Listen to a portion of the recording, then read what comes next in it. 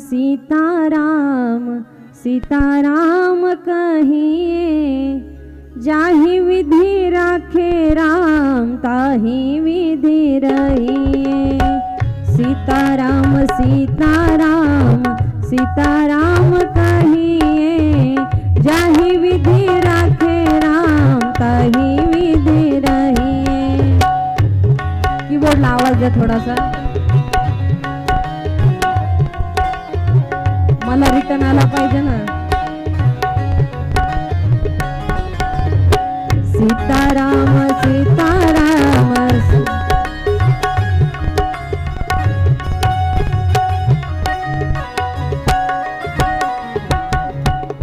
मुख में हो राम नाम, राम सेवा हाथ में, तू अकेला नाही प्यारे, राम जी तेरे साथ में।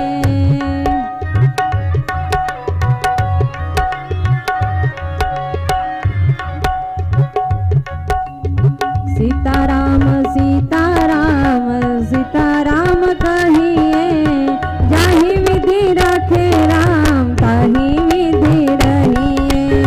जाहि विधि राखे राम ताहि विधि रहिए।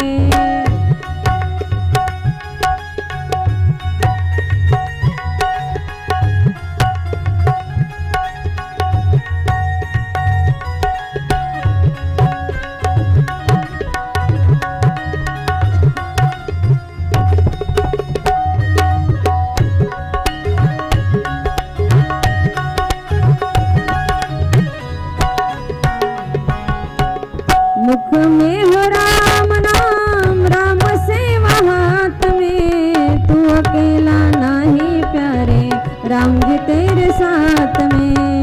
मुख में हो राम नाम, राम सेवा हाथ में, तू अकेला नाही प्यारे, राम जी तेरे साथ में। विधि का विधान जान, विधि का विधान जान, खाली लाभ सहिए। जाहि विधि राखे राम ताहि विधि रहिए। जाहि विधि राखे राम ताहि विधि रहिए।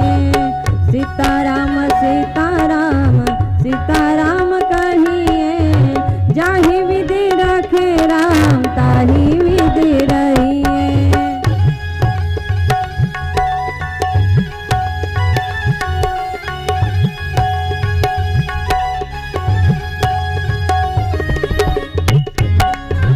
जय सिया राम।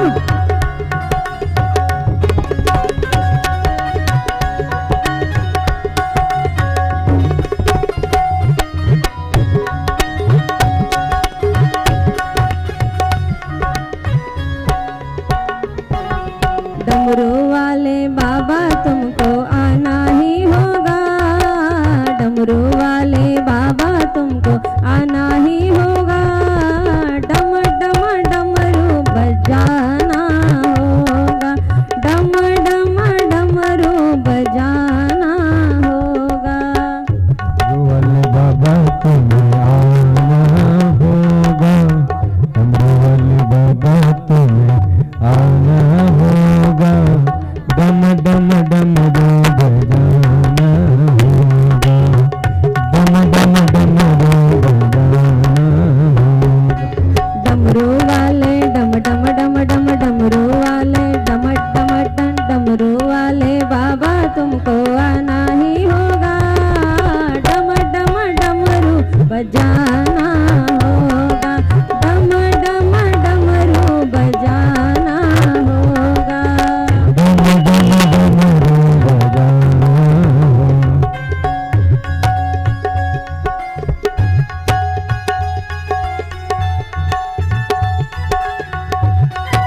आवाज द्या, आवाज तबल्याला।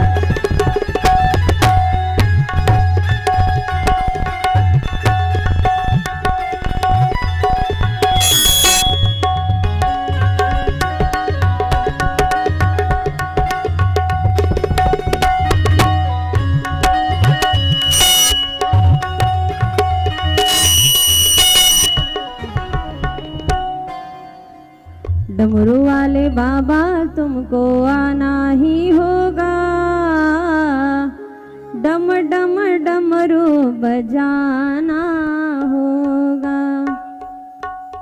बेलपत्र दूध बाबा आपको चढ़ाएंगे, केसरिया चंदन माथे तिलक लगाएंगे। बेलपत्र दूध बाबा आपको चढ़ाएंगे, केसरिया चंदन माथे तिलक लगाएंगे। भक्तों को दर्श दिखाना होगा, डम डम डमरू बजाना होगा। माँ गौरा संग गणपति जी को लाना, डम डम डमरू बाबा को बजाना। डमरू वाले बाबा तुमको आना ही होगा, डम डम डमरू बजाना होगा। करुणा अवतार, करुणा सागर, करुणा वरुणाले भगवंताची परात्पर वाङ्मयीन प्रतिमूर्ती, ग्रंथमूर्ती, शिव महापुराण कथा, कथेचा द्वितीय दिवस आणि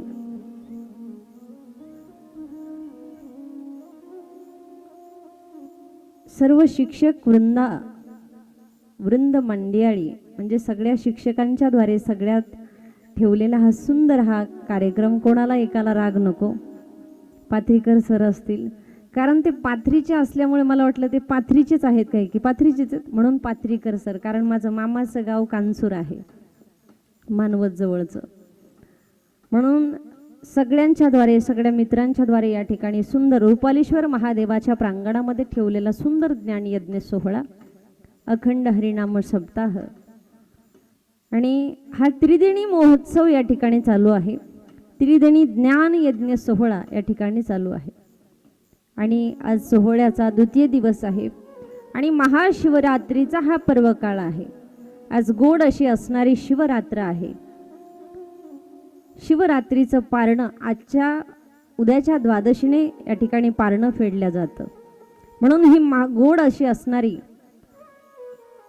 महाशिवरात्रीचा पर्व काळामध्ये चालणारा हा त्रिदेणी महोत्सव, भगवान रुपालेश्वर महादेवाच्या प्रांगणामध्ये चालणारा सुंदर ज्ञान यज्ञ सोहळा आणि भगवंताच्या कृपेने, साधू संतांच्या आशीर्वादाने आणि सर्व शिक्षक वृंदांच्या अथक परिश्रमाने, सर्व माता माऊल्यांच्या अथक परिश्रमाने चालणारा हा गोड ज्ञान यज्ञ सोहळा. कार्यक्रमाचं द्वितीय वर्ष आहे, प्रथम सत्र आहे आणि दरवर्षी हा कार्यक्रम वाढावा हे रुपालेश्वर महादेवाच्या चरणी प्रार्थना करते. या वर्षी त्रिदिनी ठेवला, पुढच्या वर्षी पंचदिनी ठेवा, पुन्हा सप्तदिनी ठेवा. हळूहळू गोष्टी वाढत जातात. नामसंकीर्तन, नाम त्या ठिकाणी वाढावं याच्यासाठी भगवान परमात्मा आपल्याकडून सेवा करून घेत आहे. म्हणून सेवेने त्या ठिकाणी पुण्य पावन असणारी ही सेवा आहे आणि भगवंताची सेवा आपण जर दोन्ही हाताने सेवा केली तो 4 हाताने देण्याचं काम तो महादेव करणार आहे. म्हणून पहा, त्याला संकल्प करा की हे देवा, या वर्षी तू त्रिदिनी कार्यक्रम आमच्याकडनं करून घेतला, पुढच्या वर्षी 7 दिवसाचा सप्ताह या ठिकाणी झाला पाहिजे. भव्य दिव्य स्वरूपामध्ये तुला जर करून घ्यायचा असेल तर करून घे, नाही तर अजून 3 दिवस कार्यक्रम चालले. भांडायचा असेल तर देवाशी भांडा. भगवान महादेव एवढा भोळा देव आहे महाराज. या भोळ्या देवाला प्रसन्न करण्यासाठी एक पसाभर पाण्याने प्रसन्न होणार, एक पसा पाणी एक बिल्वदळ, असा पसाभर पाण्याने प्रसन्न होणारा माझा महादेव आहे. आणि आज योगायोगाने आज महादेवाचा विवाह तुमच्याकडे होणार आहे. काय मोठी पर्वणी या ठिकाणी आलेली आहे. म्हणून हा पर्वणीचा जो कार्यक्रम आहे, अथक परिश्रमाने ही पर्वणी आलेली आहे. म्हणून शिवरात्रीची कथा मी आज तुम्हाला सांगणार आहे. महाशिवरात्रीची कथा, योगायोगाने आज महाशिवरात्री आहे, भगवान महादेवाचा विवाहही आहे आणि शिवरात्रीचा पर्व काळही चालू आहे. काय योग म्हणावे लागतील. काहीतरी मागच्या जन्मातलं एवढं पुण्य तुम्ही केलं असेल, एवढं पुण्य तुमच्या वाटेला आलं असेल की आज त्रिदिनी महोत्सव आणि तिन्ही गोष्टी एकत्र आल्या. काय भाग्यवान श्रोते आहात तुम्ही. उजळले भाग्य आता अवघी चिंता वारळीन संत दर्शनी हाला बन पद्मनाभ जोडला. संताच्या संगतीमध्ये मलाही तुमची संगती घडली म्हणून आज महाशिवरात्रीचा पर्व काळ आहे. भगवान महादेवाचा विवाह माझ्याही डोळ्याने मला पाहायला मिळणार आहे.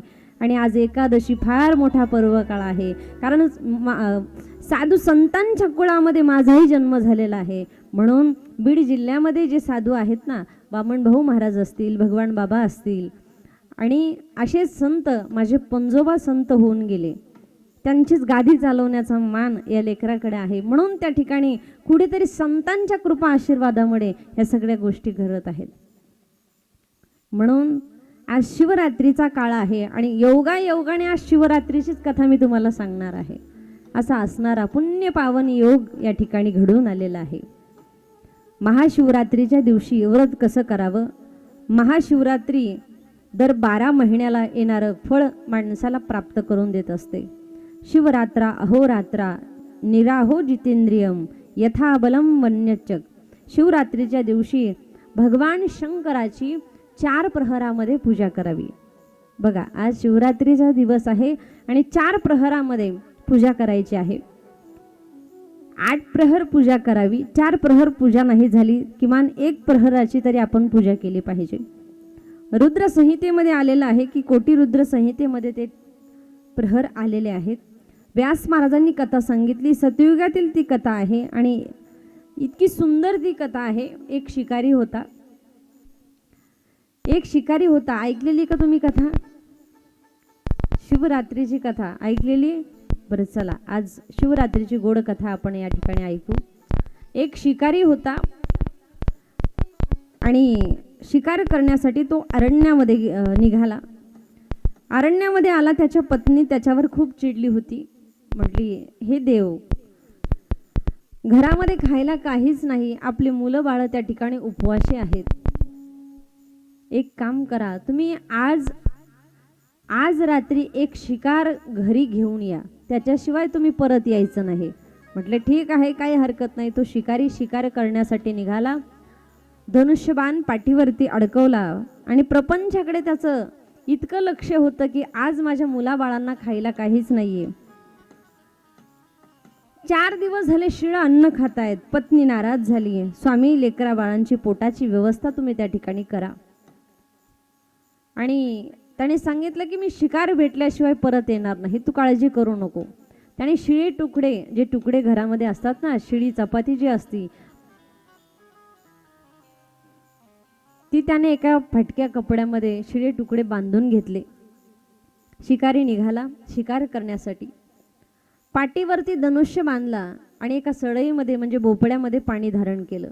पाणी त्याच्यामध्ये घेतलं, शिळे तुकडेही घेतले आणि धनुष्यबाण पाठीला अडकवला आणि तो शिकारी करण्यासाठी निघाला. तो व्याधी शिकार करण्यासाठी निघाला आणि रात्रभर त्या ठिकाणी शिकारीसाठी तो निघाला आहे. आता काय घडलं पहा. एका जंगलामध्ये तो झाडाझुडपांमध्ये बसला. ज्या झाडावरती तो बसला ते झाड होतं बेलाचं. त्याला माहिती नव्हतं की ते झाड कशाचं आहे. आता बेलाचं झाड काही साधारण नसतं, काटेरी ते झाड आहे. तो झाडावरती बसला, शिकार करण्यासाठी निघाला. झाडाच्या फांदीवरती तो बसला आणि एवढं अंतकरण त्याचं भरून आलेलं होतं. पोटामध्ये भूक लागली. पहिला घास घेणार तेवढ्या वेळामध्ये परिवाराची आठवण झाली. आपल्या बाळांनी काहीच खाल्लेलं नाही. 4 दिवस झाले ते उपवासी आहेत, आपण तरी कसं खावं. म्हणून पुन्हा शिळ्या तुकड्याची गाठोडी पुन्हा बांधून ठेवली आणि मनामध्ये प्रार्थना करू लागला, हे भोलेनाथा, आज एक तरी शिकार आली पाहिजे, म्हणजे माझ्या मुलांना त्या ठिकाणी खाण्यासाठी मी घेऊन जाईल. आणि तो शिकारीसाठी बसला. तेवढ्या वेळामध्ये तिथे एक हरिण आलं. त्याने भात्यातला बाण काढला. जसा बाण काढला, सरदिशीन बाण मारणार तेवढ्या वेळामध्ये ते बेलाच्या पानाचे सरसर पानं खाली पडले. त्याच्या बेलाच्या झाडाखाली प्रत्यक्ष महादेव होता. बेलाचं झाड हेच प्रत्यक्ष महादेव आहे. कण कण में भगवान शंकर का वास है. कणाकणांमध्ये असणारा तो भगवान शंकर आहे. आणि बेलाच्या झाडाचे पानं खाली पडले. धनुष्याला बाण लावला. बाण मारणार तेवढ्या वेळामध्ये हरिण त्याला दिसेना, परत त्याने बाण लावला. तटतट पानं तुटली, खाली पडली. सहज तिथे गुप्त शिवलिंग होतं. जसं तुमचं रुपालीश्वर महादेव आहे, 7 फूट खाली गुप्त शिवलिंग आहे, बरोबर की नाही? 7 फूट खाली ते शिवलिंग गुप्त आहे. तसं शिवलिंग आणि तुमच्याकडे येण्याच्या अगोदरच देवाने मला अगोदरच दृष्टांत दिला होता. म्हणून मी काय दिला दृष्टांत हे मी तुम्हाला सांगणार नाही. देव महाराज श्रद्धा जर असेल तर देव कुठूनही भेट देतो माणसाला. म्हणून हे 7 फुटाचं जे शिवलिंग आहे तसंच त्या ठिकाणी गुपित शिवलिंग होतं बेलाच्या झाडाखाली. बाणाचा नेम त्याने असा धरला, नेम लागेना म्हणून त्याने वाकडा झाला. तो हरिणी मारताच येत नाही, वाकडा झाला. तेवढ्या वेळामध्ये सळईतलं पाणी खाली पडलं महादेवाच्या पिंडीवर. बेलाची 2-4 पानंही खाली पडली. सळईतलं पाणी पडलं म्हणजे अभिषेकही झाला. बेलाची 2-4 पानं पडली म्हणजे महादेवाला पानंही वाहायला गेली. आणि थोडासा अजून वाकला, ती हरिण पुढं पळायला लागली. अजून वाकला तर जे शिळ्या तुकड्याचं गाठडं होतं तेही खाली पडलं. म्हणजे प्रसादही माझ्या महादेवाला पावन झाला. आणि तुझे हरिण होतं ना, ती हरिणी गर्भवती हरिण होती. ती हरिण हात जोडून उभी राहिली आणि सांगितलं, हे शिकारी दादा, हे व्याधी दादा, मला मारू नको रे, मला मारू नको. त्या व्याध्याने विचारलं, का ग हरणीताई, तुला जर मी मारलं नाही तर माझी पत्नी मला घरामध्ये घेणार नाही. त्या हरणीने हात जोडले आणि सांगितलं, हे शिकारी दादा, मला मारू नको, मी उदरातील जीवाला जन्माला घालत आहे. अशा स्थितीत मला मारणं तुला ब्रह्महत्येचं पातक लागेल, मला मारू नको. तुला शब्द देते, माझ्या पाडसाला मी जन्माला घातलं ना, मी स्वतः तुझी शिकार होईल, मी तुझा शिकार त्या ठिकाणी होईल. माझ्या बाळांना तू मारू नको. त्या निष्पाप जीवाने काय केलं रे? त्यावेळेला तो व्याधी म्हणायला लागला, तू हरिण आहेस, वन्यजीव आहे, तुझ्यावर मी कसा विश्वास ठेवू? तू तर प्राणी आहेस, तुझ्यावरती कसा विश्वास ठेवू? हे शिकारी दादा, हे सतयुग आहे रे, हे काही कलियुग नाही. हे काय आहे? सत्ययुग आहे. सत्ययुगामध्ये प्राणी सुद्धा खरं बोलत होते. हे शिकारी दादा, हे सत्ययुग आहे रे, तू माझ्यावर विश्वास ठेव, मी नक्कीच गर्भवती झाले ना, नक्कीच तुझी शिकार होईल. त्या युगात पशु पक्षी देखील खरं बोलायची, खोटं बोलत नाहीत. आणि हे दादा, वेद जाळण्याचं पाप मला लागेल रे. आश्चर्यचकित वन्यजीव, वेददायी भावकत हरिणीताई, तुझा मी तुला अभय देतो. त्या शिकाऱ्याच्याही डोळ्यातून पाणी वाहायला लागलं. गर्भवती हरणाला आपण कसं मारू? मग ते हरिण पुन्हा तिथून निघून गेलं. परत तो शिकारी बाण लावून बसला. डोक्यामध्ये एकच चक्र फिरत होतं, आपली मुलं बाळं उपाशी आहेत आणि आज जर आपण नाही शिकार केली तर आपल्या मुलाबाळांना खायला काय मिळेल? पुन्हा शिकार शोधायला सुरुवात केली. पुन्हा भात्यातला बाण काढला, सरळ दिशेने बाण मारणार. तटतट बेलाची पानं खाली पडली. रात्रीचा 2रा प्रहर चालू झाला होता. एक हरिणी पाणी पिण्यासाठी आली. शिकाऱ्याला आनंद झाला. बाण धनुष्याला लावला, तटतट पानं पडली. सळईतलं पाणी पुन्हा खाली पडलं. भाकरीच्या गाठोड्यातले भाकरी पुन्हा खाली पडायला लागल्या. शिव अभिषेक घडला. हरणीला बाण मारणार. नको रे हरण, नको रे शिकारी दादा, मला मारू. शिकारी दादा, मला नको रे मारू. 2 पाडसं आहेत रे माझ्या घरी, मी त्यांची आई आहे. तू आईला जर मारलं तर किती मोठं पातक तुला लागेल रे. हे शिकारी दादा, तू मला मारू नकोस. 2 पाडसं आहेत. हे हरिणीताई, मी तुझ्यावरती कसा विश्वास ठेवू ग? हे दादा, मी जर खोटं बोले तर पशुत खाद्य जाळण्याचं पाप मला लागेल. मी माझ्या कुटुंबाचा प्रमुख आहे. पुन्हा त्या ठिकाणी बेलाची पानं तुटली. पुन्हा शिकारी, 3रा प्रहर सुरू झाला. पुन्हा हरिण आलं. मी कुटुंबाचा प्रमुख आहे, माझा प्रपंच उघड्यावर येईल, मला मारण्यानंतर दुःख होईल. माझ्या पत्नी, माझे पाडसं, वन्य प्राणी मला त्या ठिकाणी पाहत भटकतील. निश्चर्य मी माझा मृत्यू त्या ठिकाणी होईल, तुझ्या मस्तकी माथ्यावरती माझा मृत्यूचा दंडक लागेल. हे शिकारी दादा, हे व्याधी दादा, तू मला मारू नको रे. मी पुन्हा नक्की माझ्या घरी सगळ्यांना सांगून येईल की मी एक शिकाऱ्याचा त्या ठिकाणी एक शिकारी झालो आहे.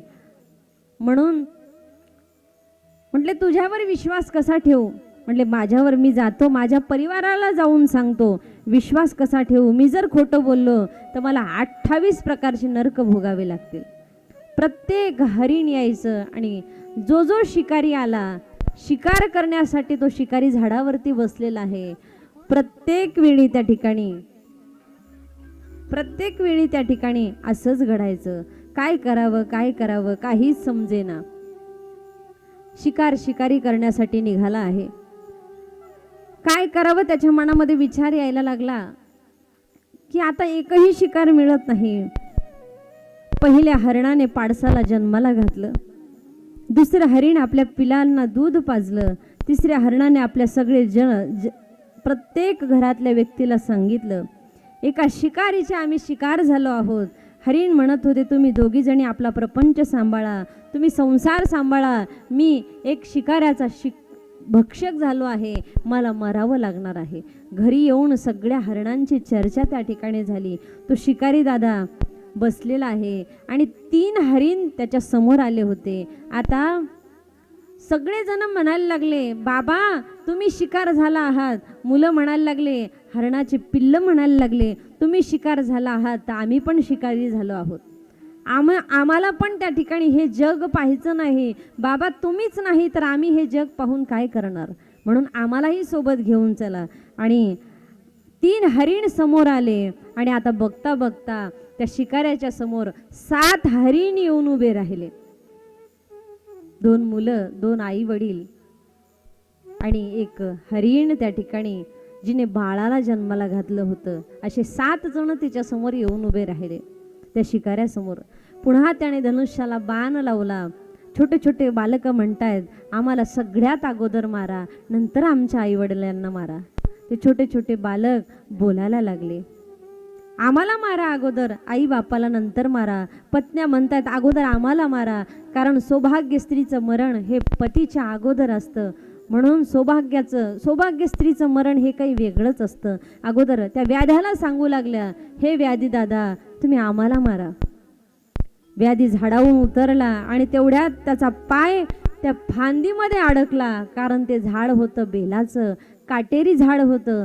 त्याचा पाय फांदीमध्ये अडकला, उलटा झाला आणि कमरेमध्ये जी सळई बांधलेली होती, जो भोपळा बांधलेला होता, त्याच्यातलं पाणी पुन्हा महादेवाच्या पिंडीवरती पडलं, पूर्ण खाली पडला. त्याच झटक्याने बेलाचं पानही तुटून पडलं आणि भाकरीची गाठोडी खाली पडली. शिळ्या भाकरीचा का होत नाही, पण तो प्रसाद शिवलिंगावर शिवरात्रीच्या दिवशी अर्पण झाला. आणि जसा उलटा झाला तसं मस्तक त्याचं शिवलिंगावरती उलट झालं. मस्तक शिवलिंगावर जोरात आदळलं. तसे भगवान भोले बाबा तिथे प्रगट झाले. बोलिये हर हर महादेव. भगवान भोले बाबा तिथे प्रगट झाले. म्हणून शिवरात्रीच्या 4थ्या प्रहरामध्ये त्या ठिकाणी पूजा केल्यानंतर भगवान भोले बाबा प्रसन्न झाले. म्हणून शिवरात्रीची गोड ही कथा त्या ठिकाणी सांगितली आहे. शिवरात्र ही धरली पाहिजे. शिवरात्र फार महत्त्वाची आहे. आषाढी एकादशी जशी आपण करतो तशी ती शिवरात्र त्या ठिकाणी धरावी. आणि उद्या शेवटचा दिवस आहे, म्हणून उद्या पार्थिव शिवलिंगाची तुम्ही पूजा करा असं मला वाटते. जोडीने उद्या पार्थिव शिवलिंगाची पूजा करा. पार्थिव शिवलिंग म्हणजे जे आपण मातीचं शिवलिंग बनवतो किंवा वाळूचं शिवलिंग बनवतो त्याला पार्थिव शिवलिंग म्हणतात. आता 4 प्रहर कोणते, रात्रीचा पहिला प्रहर आजचा बरं का, 6 ते 9 हा पहिला प्रहर आहे. दुसरा प्रहर 9 ते 12, 12 ते 3, 3 ते 6 सकाळपासूनचा प्रहर सांगितलाय. आम्ही सकाळी 4 वाजता अभिषेक करून आलोत महादेवाचा. दुसऱ्या प्रहरामध्ये 3 वाजताच उठलेलो आहोत. तुमच्याकडे यायची ओढ. भगवान महादेवाचा अभिषेक त्या ठिकाणी. आज पर्वणी फार महत्त्वाची आहे आणि शिवरात्रीची कथा. व्याध्याचा जसा उद्धार झाला भगवान शिव त्या ठिकाणी प्रसन्न झाले आणि व्याध्यालाही कृपा प्रसाद दिला, हरणीचाही उद्धार भगवान भोलेनाथाने केला. तसंच त्या ठिकाणी आपलाही उद्धार भगवान भोलेनाथ केल्याशिवाय राहणार नाहीत. म्हणून शिवरात्रीचा हा सुंदर पर्वकाळ चालू आहे. शिवरात्री का करावी तर व्याध्याला उपवास घडला, रात्रभर त्याने काहीही खाल्लं नाही आणि अगोदर 3 दिवसापासून उपवासी होता.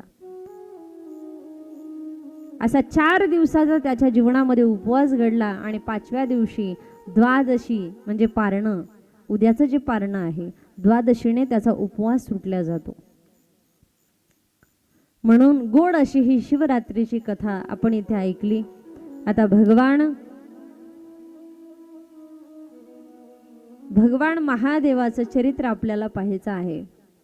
सतीचं चरित्र आपल्याला इथे पाहायचं आहे.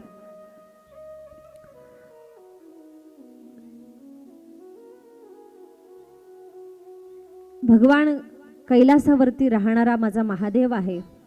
कैलासाला कोणत्याही प्रकारचा दरवाजा नाही, असा तो कैलास पर्वत आहे आणि कैलासावरती भगवान महादेव त्या ठिकाणी राहतात. कैलास भूमी कशी आहे पहा, याला विको द्या थोडासा. कैलाश के निवासी नमो बार बार हूँ, नमो बार बार हूँ, आयो तिहार शरण शंभो तार तार तू, आयो तिहार शरण शंभो तार तार तू.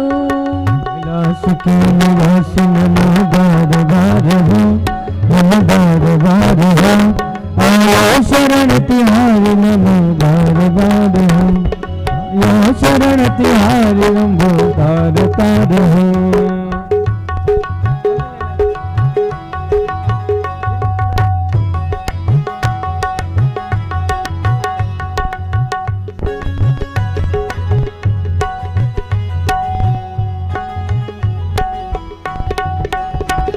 कैलाश बार बार हूँ, नमो बार बार हूँ, आयो तिहार शरण शंभो तार तार तू, आयो तिहार शरण शंभो तार तार तू.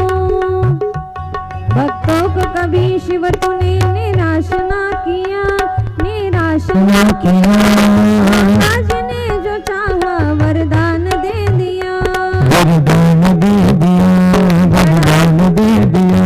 बड़ा है तेरा दायजा बड़ा दातर दो, बड़ा दातर दो, आयो तिहार शरण शंभो तार तार तू, आयो शरण तिहारी प्रभु तार तार हो.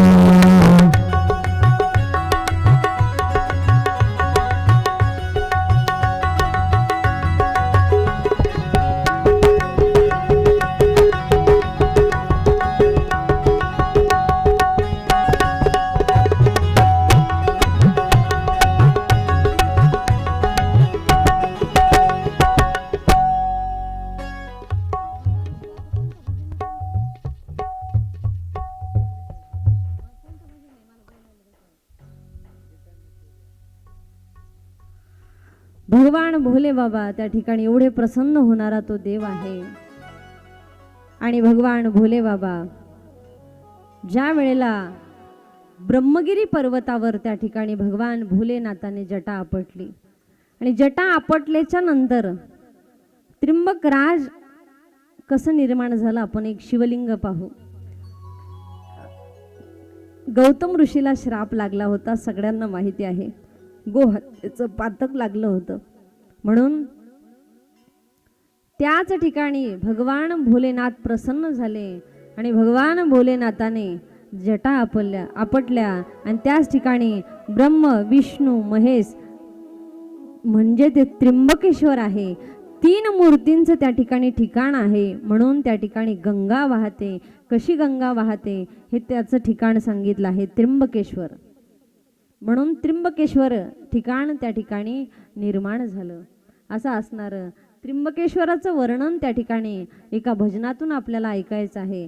त्र्यंबकेश्वरचं वर्णन त्या ठिकाणी कसं केलं आहे.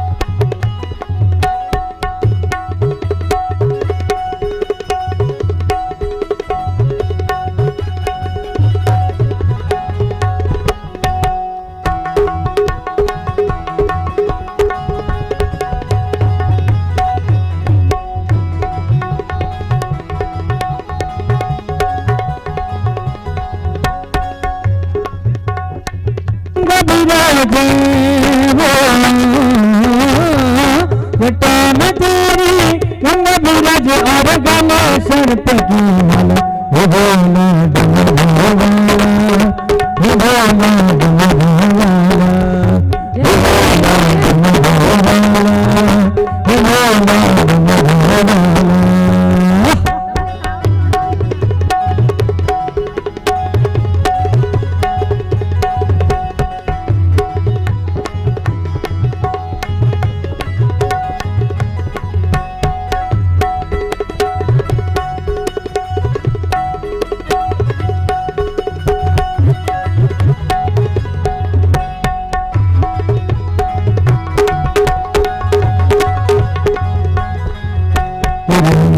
जन्म सुहाए जाने किसी को बाधाए जन्म सुहाए जाने किसी को बाधाए रहता है तो मस्त ध्यान में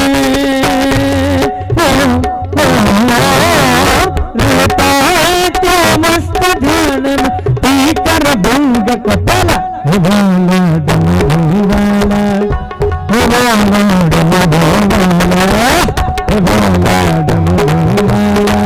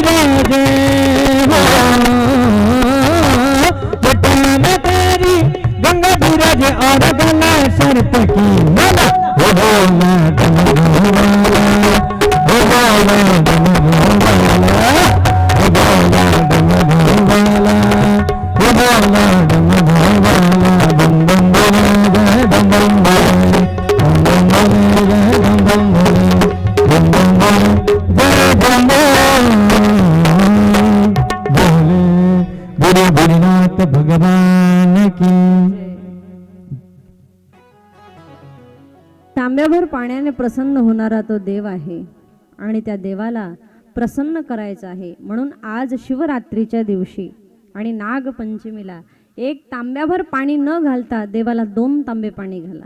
आज शिवरात्रीचा दिवस आहे म्हणून 2 तांबे पाणी घालावं. तांब्याभर पाण्याने प्रसन्न होणारा तो देव आहे. आणि एका गावामध्ये शिव महापुराण कथा चालू होती. त्या गावात चोरी करण्यासाठी एक चोर त्या ठिकाणी आला. शिवरात्रीच्या दिवशी गावामध्ये तुमच्यासारखी शिवकथा चालू होती, पण ती रात्रीची कथा होती. सगळे त्या ठिकाणी शिवकथा ऐकायला बसले आणि संध्याकाळच्या वेळेला चोरही कथा ऐकायला बसला. चोराने मनामध्ये विचार केला, आपण जर रात्री चोरी करायला गेलो तर गावात एक ना एक व्यक्ती जागा असेल, म्हणून काय करू, आपण कथा झाल्याच्या नंतर चोरी करू. म्हणून तो चोरही कथा ऐकायला बसला. खांब्याला टेकून देऊन तो चोरही बसला. आणि कथाकार सांगत होते की भगवान महादेव हा एवढा भोळा देव आहे, एवढा भोळा देव आहे. एक तांब्याभर पाण्याने, एक बेलपत्राने प्रसन्न होणारा तो देव आहे. म्हणून तो देव लवकर प्रसन्न होणारा तो देव आहे. त्या देवाला दुसरं काहीही लागत नाही. साधं सोपी भक्ती असणारा आणि लवकर पावणारा शिवभोळा चक्रवर्ती, त्याचे पाये माझे चित्ती, असा असणारा तो देव आहे. ते चोरही कथा ऐकायला बसला. असं करता करता 12 वाजेपर्यंत चोराने मनामध्ये विचार केला, अरे वा, काय सुंदर देव आहे. मग नक्कीच या गावामध्ये चोरी केल्याशिवाय आपल्याला जायचं नाही. तो म्हणला, काय सुंदर देव आहे, पटकन प्रसन्न होतो, आपणही चोरी करू. चोर त्या ठिकाणी रात्रभर कथा झाली. चोराने मनामध्ये विचार केला, आपण 12च्या नंतर जर चोरी केली तर सगळे लोक गाढ झोपेमध्ये जातील.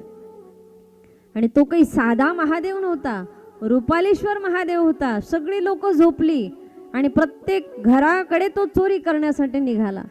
आता तो चोर होता, त्याने शिवकथा ऐकली होती. भगवान महादेवाने त्याला दर्शन दिलं. प्रत्येकाच्या दरवाजावर बसलेलाच होता. त्याने मनात विचार केला, आपण तर शिवकथा ऐकली आणि तो भोळा देव आहे आणि एकाही घरामध्ये तो मला जाऊ देत नाही, असा कसा रुपालेश्वर महादेव आहे. त्याच्या मनामध्ये विचार आला, मला तर चोरी करायची आहे. आणि कथाकार तर खूप सांगत होते, भोळा देव आहे, लवकर प्रसन्न होतो, लवकर प्रसन्न होतो. मग असं कसं काय झालं गडे. असं करता करता 3 वाजता तो मंदिरामध्ये आला. पहाटे 3 वाजता मंदिरामध्ये आला आणि पहाटे 3 वाजता ब्रह्ममुहूर्तावर एक गावातल्याच आजीबाई पूजा करायला आल्या. त्यांच्या हातामध्ये पितळाचा तांब्या होता. जुन्या लोकांकडे आहेत बघा, आता स्टीलची भांडी आली, पण जुन्या लोकांकडे पितळाचा तांब्या होता. आजी घेऊन आल्या पूजेसाठी. सुंदर पितळाचं ताट होतं. त्या चोराने मनामध्ये विचार केला, अरे वा, म्हणले पितळाचं ताट जर मोडलं, पितळाचा तांब्या जर मोडला तर आपल्याला पैसे येतील. तो आजीबाई जवळ गेला. आजीबाईची मंदिरामध्ये सुंदर पूजा चालू होती. त्याने ती सगळी पूजा पाहिली आणि आजीला म्हणला, आजी, आज शिवरात्रीचा दिवस आहे, माझी इच्छा आहे मीही पूजा करावी. आता त्याचं लक्ष खरंच पूजेकडे होतं का आजीच्या हातातल्या तांब्याकडे होतं? तांब्याकडे त्याचं लक्ष होतं. त्याला तांब्या चोरायचा होता. आजीबाईंनी सांगितलं, हे दादा, तुला पूजाची थाळी देते, तू सुंदर पूजा कर. आजीने सांगितलं, सगळी पूजा कर तू. मग तो चोर म्हणायला लागला, आजी, तुमच्या हातातला तांब्या द्या, मी पाणी घेऊन येतो म्हणे. आजीने सांगितलं, मी पाणीही आणलं आहे, पण ह्या तांब्याला काही तू हात लावायचा नाही. तू माझ्या हाताला हात लाव, तांब्याला अजिबात हात लावायचा नाही. तो चोर मनात विचार करायला लागला, बाप रे, म्हातारी डेंजर दिसती म्हणे, तांब्याला पण हात लावू देत नाही म्हणे. त्याने विचारलं, आजी, तांब्याला का हात लावू देत नाहीत? अरे म्हणे, माझ्या सासूचा तांब्या आहे तो काही माझा तांब्या नाही. म्हटलं ठीक आहे, काही हरकत नाही. त्याने पूजा केली, पण देवाला तो भांडायला लागला, हे देवा, तू शिव महापुराण कथेमध्ये कथाकारांनी सांगितलं की तू साधा भोळा देव आहेस, साधी भोळी भक्ती करायला सांगतो, आणि आज गावामध्ये एकही चोरी सापडली नाही, असा कसा तू निष्ठुर देव आहेस रे. मला तर वाटलं तू पटकन प्रसन्न होतो आणि तू प्रसन्न झालाच नाहीस. आजीने सांगितलं, अरे आपली आरती राहिली म्हणे, आरती करायची देवाची. एक काम कर, तू घंटा वाजव म्हणे, मी आरती करते. त्याने 5 किलोचा घंटा पाहिला. बापरे म्हणे, देव काही साधा नाही, लई भोळा आहे म्हणे. साधारण नाही तो, नुसता पितळाचा तांब्या काय करायचा, हा 5 किलोचा घंटाच घेऊन जातो म्हणे मी आता चोरी करून. इतका आनंद झाला. तो म्हणायला लागला, वा वा वा, कलियुगाचे देव आहे, देव नाही असं नाही, देव आहे. आणि मग त्याला इतका आनंद झाला, इतका आनंद झाला. आरती झाली आणि मग आजीबाई घरी निघून गेल्या. आता घंटा काढायचा होता, पण घंटा काही त्याच्या हाताला येईना. त्याने मनामध्ये विचार केला, 5 किलोचा घंटा आहे, तो घंटा आपल्याला काढायचा आहे, पण इथं काही स्टूल नाही, खुर्ची नाही, शाळेतली एखादी खुर्ची आणलेली नव्हती. मग काय करावं त्याने मनामध्ये विचार केला, या शिवपिंडीवर पाय देतो म्हणे आणि घंटा काढून घेतो. शिवपिंडीवर जसा त्याने पाय दिला, जसा घंटाला हात लावला, तसे महादेव प्रगट झाले. महादेव प्रगट झाले की लटलट लटलट कापायला लागला, कारण प्रत्यक्ष भगवान महादेव प्रगट झाले होते. भस्म अंगाला लावलेला होता, गळ्यामध्ये साप घातलेला होता, असा असणारा माझा महादेव त्या ठिकाणी प्रगट झाला. प्रगट झाल्याबरोबर इतका आनंद झाला, त्याने देवाच्या चरणावरती लोटांगण घेतलं. चरणावरती लोटांगण घेतलं. महादेव, हे भगवान शिवशंकरा, मला क्षमा कर, मी फार मोठी चूक झाली आहे माझ्या हातून. मी तुझ्या मस्तकावरती पाय ठेवला. चोर होता, पण चोर देखील भाग्यवान झाला. चोराचाही उद्धार झाला. पहा पुढे अजून कथा ऐकायची आहे. चोराचाही कशा प्रकारे उद्धार झाला. चोर फार भाग्यवान होता. आज शिवरात्रीच्या दिवशी महादेवाचं दर्शन घडलं. घंटा चोरी करण्यासाठी आला होता, पण प्रत्यक्ष महादेवाचं दर्शन घडलं. महादेवाने विचारलं, हे भगवान भोले बाबा. भोले बाबा ज्या वेळेला प्रगट झाले त्यावेळेला माता पार्वतीने सांगितलं, देवा तुम्ही फार भोळे आहात, एवढे भोळेपणा दाखवू नका. भक्त तुमचा फायदा घेतील, काहीही मागतील आणि तुम्ही काही देऊन टाकता. एकदा पार्वतीच दिली होती महादेवाने, तुम्ही काही देऊन टाकता म्हणे. भगवान महादेव म्हटले, नाही ग, असं कसं मी काही देईल. म्हणजे तुम्ही फार भोळे आहात. काही मागितलं, संतान मागितलं की लगेच देता, एखाद्याला नोकरी मागितली की लगेच देता, सगळ्या काही गोष्टी तुम्ही पटापट देऊन टाकता. हा चोरही तुम्हाला तसंच वेडं बनवन म्हणे, आणि शेवटी त्याच्या रक्तात चोरी करणं आहे म्हणे. मग महादेव म्हणायला लागले, बोल पार्वती, काय करू. म्हणे ते तुम्हाला वरदान मागेल म्हणे. तुम्ही त्याला किती जरी वरदान मागितले तरी एकच वरदान द्यायचं, सगळे वरदान द्यायचे नाहीत. म्हटले ठीक आहे. असा कोणता पती नाही की तो बायकोचा ऐकत नाही. भगवान महादेवापासून सुरुवात आहे बरं. कोणता पती नाही की तो बायकोचा ऐकत नाही. एका राजाने सभा भरवली होती आणि राजाने सभा भरवली, सभेमध्ये सांगितलं, जे बायकोचं ऐकत नाहीत त्यांनी एक रांग करा आणि जे बायकोचं ऐकतात त्यांनी एक रांग करा. बाबा बाबा बाबा बाबा बाबा, ऐकत नाहीत त्या रांगेत एकच व्यक्ती उभा होता, आणि जे ऐकतेत 100 नाही, लाखो म्हणले तरी हरकत नाही, एवढे लोक उभे होते. कारण तिच्याशिवाय पान हलत. जसं चाले हे शरीर कोणाची असत्येन, कोण बोलवित्य हरिविन, तसं तिच्याशिवाय पान घरातला हलत नाही. तसं त्या ठिकाणी राजाने विचारलं, काय रे बाबा तू राजाने सांगितलं तुला पुरस्कार द्यावा लागेल, तू बायकोचं ऐकत नाहीस. तो म्हणे, तसं नाही, बायकोने सांगितलं जास्त गर्दीत घुसू नका, म्हणून मी बाजूला उभं राहिलो. तसं राजा त्या ठिकाणी, पार्वती आईने सांगितलं, महादेवा फक्त एकच वरदान द्यायचं म्हणे, अनेक वरदान द्यायचे नाहीत. ही मी तुम्हाला ताकीद देते. म्हणले, हो पार्वती, काही हरकत नाही, एकच वरदान देतो म्हणे. आणि चोर त्या ठिकाणी भगवान महादेवाला 3 वरदानं मागायला सुरुवात केली. भगवान भोले बाबा म्हटले, काय पाहिजे तुला सांग. त्यावेळेला त्याने 3 वरदानं मागितले. कोणते 3 वरदानं मागितले पहा. तो म्हणायला लागला, पत्नीला धन, मला संतान आणि आईला डोळे. ह्या 3 गोष्टी त्याने मागितल्या. महादेवाने डोकं खाजवायला सुरुवात केली. बापरे, पार्वती काय बोलली होती लक्षात आलं. म्हटले, बापरे, मी तुला 3 वरदानं नाही देऊ शकत. म्हटले, भगवान बोले बाबा, तुम्ही देव की देव महादेव आहात, ब्रह्मांडाचे नायक आहात, आणि तुम्ही मला 3 वरदानं देऊ शकत नाही. तुमच्याकडे कोणती शक्ती नाही आहे अशी. अरे सगळ्या शक्ती आहेत म्हणे, पण बायको पुढं कोणाचं चालत. महादेवाने सांगितलं, बायको पुढे कोणाचं चालत नाही. कलेक्टर असो, वकील असो, इंजिनियर असो किंवा महाराज असो, बायको पुढं कोणाचं चालत नाही. आमचे महाराज गेलेत म्हणा, म्हणून बोलायला काही हरकत नाही, जमले. बायको पुढं कोणाचं काही चालत नाही. त्याने सांगितलं, महादेवाने विचार केला, काय करावं आता. 3 वरदानं मी तुला देऊ शकत नाही. म्हटले, एकच कोणतं तरी माग. पत्नीला धन, मला संतान, आईला डोळे. म्हटले, हे 3 वरदानं मी देऊ शकत नाही, कोणतं एक वरदान माग. तो चोर इतका हुशार होता, त्याने कसं मागितलं पहा. तो म्हणायला लागला, मेरी माता सोने के महलों में देखे पोता. मेरी माता सोने के महलों में देखे पोता. काय हुशार माइंड होता त्या चोराचा. तो चोर महादेव म्हणले तथास्तु. एकच वरदान मागितलं ना, मेरी माता सोने के महलों में देखे पोता. मेरी माता सोने के महलों में देखे पोता. म्हणजे पत्नीला धनही मिळालं, त्याला संतानही मिळालं, आईला डोळेही मिळाले. भगवान महादेव म्हणले तथास्तु. वरदान प्राप्त केले. आणि ज्या वेळेला भगवान महादेव घरी आले, पार्वतीने विचारलं का हो दिलं का वरदान म्हणे. म्हटले हो. म्हटले काय मागितलं. म्हणजे त्याने का फक्त 3 वरदानं मागितली होती, पण मी त्याला एकच वरदान दिलं पार्वती. म्हटले कोणते 3 मागितले. म्हटले पत्नीला धन, मला संतान, आईला डोळे. म्हटलं तुम्ही काय केलं. म्हटले मी त्याला सांगितलं 3 वरदानं देऊ शकत नाही, मी माझ्या बायकोचा शब्द मोडू शकत नाही. म्हटले मग तुम्ही काय केलं म्हणे त्यांनी एकच वरदान मागितलं पार्वती म्हणली सांगा तरी बघू. पार्वती फार हुशार होती.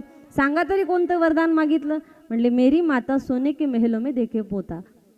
माय म्हणे तुम्हाला कळालं कसं नाही, असं कसं केलं. भगवान महादेव म्हणले काय झालं पार्वती. इतके वेडे आहेत म्हणे तुम्ही, इतके भोळे, तुम्हाला काहीच कळत नाही. कोण म्हटलं. पार्वती. आताच्या पार्वतीनं ती काय म्हटली, तुम्हाला काहीच कळत नाही. मग महाराज मला खरं सांगा, नवरा ज्यावेळेस मुलगी बापाच्या धाकात असते त्यावेळेला बाप म्हणतो मुलीला कळत नाही. मुलगी भावाच्या धाकात असते त्यावेळेला भाऊ म्हणतो दीदीला कळत नाही. ज्या वेळेला मुलगी नवऱ्याच्या धाकात जाते, नवरा बायकोला म्हणतो तुला काही कळत नाही. लेकरं होतात, लेकरं म्हणतात आईला काही कळत नाही. ती आजी होते, नातवंड म्हणतात आजीला काही कळत नाही. म्हातारी होते, म्हातारं म्हणतात आमच्या म्हातारीला काही कळत. 4 जणांच्या खांद्यावर जाते, तिला कळतं तरी कधी. बरोबर की नाही बाबा. म्हातारी म्हणते म्हाताऱ्याला काही कळत, मग कळतं तरी कधी. सून आल्यावर तुम्हाला काही कळत. म्हणून जीवन जगत असताना त्या ठिकाणी प्रेमाने जीवन जगलं पाहिजे. आज सुंदर महाशिवरात्रीचा पर्व काळ आहे. प्रेमाने जीवन जगा, प्रेमाने जीवन जगलं पाहिजे. प्रेमाला फार महत्त्व सांगितलेलं आहे. प्रेम फार महत्त्वाचं आहे. म्हणून प्रेमाला फार महत्त्व सांगितलेलं आहे. म्हणून देवावरती प्रेम करायला शिका. देवावरती जर प्रेम केलं तरच देव आपल्याला लवकर प्रसन्न होत असतो. कोणताही देव असू द्या, तो शनिदेव असला तरी चालेल, पण त्याच्यासाठी श्रद्धा महत्त्वाची आहे. माझा हनुमंतराया जरी असला, गुरु बिनू म्हणजे रामायणातलीच उपाय आहे की देव जर भेटायचा असेल तो कसाही भेटतो. देव जर भेटायचा असेल तो कसाही भेटतो. म्हणून त्या ठिकाणी आपुला तो एक देव करुणी घ्यावा, तेनेही विण जीवा सुख नोहे, त्याच्याशिवाय जीवाला सुख नाही. म्हणून देव हा आपलासा केला पाहिजे. त्याच्यासाठी मुखावरती नामचिंतन असलं पाहिजे. जोपर्यंत नामचिंतन आपण करणार नाही तोपर्यंत भगवान परमात्मा आपल्याशी एक होणार नाही. म्हणून देव आपलाशी करायला शिकलं पाहिजे. 12 ज्योतिर्लिंगापैकी सौराष्ट्र सोमनाथंच श्रीशैल्य मल्लिकार्जुनम उज्जैने महाकालम ओंकारम अमलेश्वरम परल्याम वैद्यनाथंच डाकिने भीमाशंकरम. असं असणारं ज्योतिर्लिंग त्या ठिकाणी सोरटी सोमनाथ ज्योतिर्लिंग कसं निर्माण झालं पहा. आपण कथा पाहू. गुजरात प्रांतात समुद्राच्या तटावर हे शिवलिंग आहे. कसं निर्माण झालं. चंद्राला 27 पत्न्या होत्या. त्या दक्षाच्या मुली होत्या आणि दक्षाच्या मुली 27 कन्या राजाला फार प्रिय होत्या. त्या 27ही कन्या, पण चंद्रासोबत त्यांचा विवाह लावून दिला होता. आणि रोहिणी नावाची जी कन्या होती, चंद्राचं तिच्यावरती अधिक प्रेम होतं. 26 पत्न्यापेक्षा रोहिणीला चंद्र अधिक जीव लावायचा. एके दिवशी सगळ्या त्या दक्ष राजाच्या कन्यांनी दक्षाला त्या ठिकाणी प्रार्थना केली की हे बाबा, माझा पती त्या ठिकाणी, आमचा पती आम्हाला जीव लावत नाही, फक्त रोहिणीला जीव लावतो. असं सांगितल्याच्या नंतर दक्षाला थोडं वाईट वाटलं. दक्षाने मनामध्ये विचार केला आणि चंद्राला समजून सांगितलं, हे चंद्रा, असं वागणं बरं नाही. तू सगळ्या सारख्या पत्न्यांना जीव लावला पाहिजे. चंद्र मान डोलवायचा. हो हो म्हणे, सासरेबुवा सगळ्या पत्न्यांना सारखा जीव लावतो, काही हरकत नाही, आणि परत तसंच वागायचं. असं करता करता रोहिणीला त्या ठिकाणी जास्त जीव लावायला लागला आणि मग काय करावं त्या ठिकाणी काहीच कळेना. आणि चंद्राला दक्षाने श्राप दिला, हे चंद्रा, तुला भग पडतील म्हणे, भग, तुला कुष्ठरोग होईल, तू तुझ्या पत्न्यांना जीव लावत नाहीस, तुला कुष्ठरोग होईल. चंद्राला श्राप दिला आणि त्या श्रापामुळे चंद्र अमावस्येला काळा पडतो आणि पौर्णिमेला गोरा दिसतो. पूर्ण स्वरूपामध्ये पौर्णिमेला दिसतो. चंद्राला असा श्राप मिळालेला आहे. मग चंद्राला 6 महिने महादेवाची उपासना करावी लागली. 6 महिने महादेवाची उपासना केली, 6 महिने जप केला महादेवाचा, आणि मग चंद्राला त्या ठिकाणी भग पडली होती, कुष्ठरोग झाला होता. त्या कुष्ठरोगातून बाहेर काढल्याच्या नंतर 6 महिने त्या ठिकाणी चंद्राने महादेवाची पूजा केली आणि त्याच ठिकाणी एक ज्योतिर्लिंग निर्माण झालं. त्याला सोरटी सोमनाथ ज्योतिर्लिंग असं म्हणतात. मल्लिकार्जुन ज्योतिर्लिंग कसं निर्माण झालं पहा. कार्तिक स्वामी रुसून गेले होते आणि मामाच्या गावाला रुसून गेले होते. नारदांनी सांगितलं होतं कृष्णा नदीच्या तटावर शिवलिंग बनवून 2 शिवलिंग बनवले गेले. सेवा कराल भगवान भोलेनाथ अमावस्याच्या दिवशी प्रगट होतील. रडू नको सांगितलं कार्तिकाला, हे कार्तिका तू रडू नको, आम्ही नक्कीच तुझ्या दर्शनाला येऊ. आणि म्हणून अमावस्याच्या दिवशी त्या ठिकाणी प्रगट झाले आणि सांगितलं अमावस्याला भगवान शंकर भेटायला येतील आणि पौर्णिमेला माता पार्वती येतील. म्हणून असे 2 लिंग स्थापन झाले. त्याला मल्लिकार्जुन म्हणतात. बोलिये मल्लिकार्जुन भगवान की जय. असं त्या ठिकाणी लिंग स्थापन झालं. महाकालेश्वर भगवान उज्जैन नगरीच्या तटावर दुष्यंत नावाचा राक्षस होता. सगळ्या लोकांना त्रास द्यायला लागला. उज्जैनने महाकालम, महाकालला कोण कोण गेले? सगळे गेले असतील महाकालला. त्या ठिकाणी 4 वाजता भस्म आरती होते. भस्म आरती पाहण्यात आली. 4 वाजता भस्म आरती होते. हे तुरळक लोकांना माहिती आहे. महादेवाचं 10 हात दूरदर्शन आहे तिथला. महाकाल म्हणजे महाकालच दिसतो, इतका डेंजर आहे. ज्या वेळेला भस्म आरती चालू होते आणि ते डमरू वाजवले जातात, अक्षरशः प्रत्येक व्यक्तीच्या अंगावर स्क्रीनवरती दाखवले जातात, जसे अंगावर शहारे उभा राहतील अशी ती भस्म आरती होते महादेवाची. महाकालला 4 वाजता. म्हणून तो उज्जैन नगरीमध्ये नगरीच्या तटावर दुष्यंत नावाचा राक्षस होता आणि सगळ्या लोकांना त्रास द्यायचा. त्याला वरदान मिळालेलं होतं, रक्ताच्या थेंबापासून नवीन एक राक्षस त्याचा निर्माण व्हायचा. कोणी युद्ध करत नव्हतं त्याच्यासोबत. लोकांनी भगवान महादेवाचा दावा केला आणि भगवान शंकर त्या ठिकाणी प्रगट झाले. त्रिशूल घेऊन त्या राक्षसाला मारू लागले आणि गंगा शिप्रा नदीच्या रूपाने प्रगट झाली, प्रवाहित झाली आणि तिच्या त्या ठिकाणी रक्त त्या ठिकाणी वाहू लागलं. रक्त घेऊन शिप्रा नदी ते रक्त घेऊन निघून चालली आणि दुष्यंत राक्षसाला महादेवाने स्वतःच्या त्रिशूलाने ठार केलं. म्हणून त्या ठिकाणी उज्जैन नगरीमध्ये भगवान अवंतिका नावाची नदी वाहते. तिथे आजही पूर्ण खडक आहे. आत तळागाळाशी गेलेलं पाणी त्या नदीमध्ये एवढं सुंदर दिसतं. अवंतिका नदी आणि गरम पाणी आहे त्या नदीचं. अशी असणारी ती अवंतिका नदी आहे. गेला नसला तर जाऊन पहा, फार सुंदर आहे उज्जैन ओंकारेश्वरचं वातावरण. म्हणून तीर्थयात्रा, पायी तीर्थयात्रा आपण केल्या पाहिजेत. ज्यांचं वृंदावन, गोकुळ, मथुरा, वृंदावन, बरसाणा झालं नसेल त्यांनी चला, मे महिन्यामध्ये आपली ट्रिप आहे. मे महिन्यामध्ये आपण जाणार आहोत, कारण मे महिन्यात सुट्ट्या राहतात, बरोबर की नाही. म्हणून गोकुळ, वृंदावन, मथुरा, बरसाणा हे पाहण्यासारखं फार सुंदर तीर्थ आहे. आजही 7 प्रकारचे दरवाजे भगवान कृष्णाला ज्या बंदीशाळेमधून सोडवून आणलं होतं ती बंदीशाळा आजही बघायला आहे. जी गोशाळा आहे, 1,00,000 गायी नंदबाबाने दान केल्या, त्या 1,00,000 गायी आजही बघायला आहेत. ज्या ठिकाणी राधाराणी आजही येतात.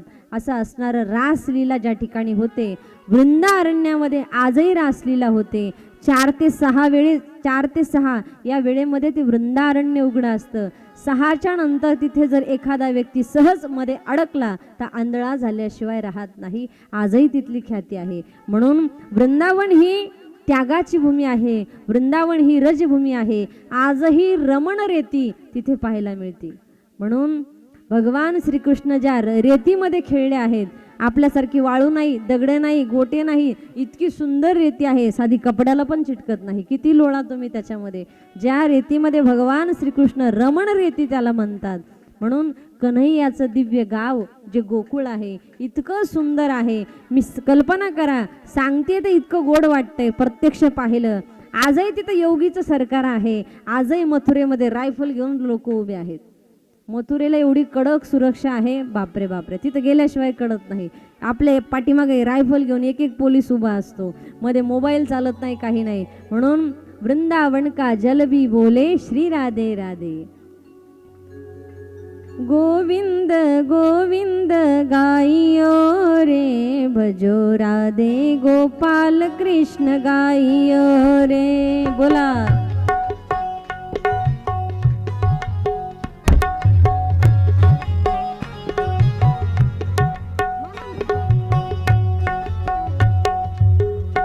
सर्वांनी भजन म्हणायचे, टाळ्या वाजवायचे.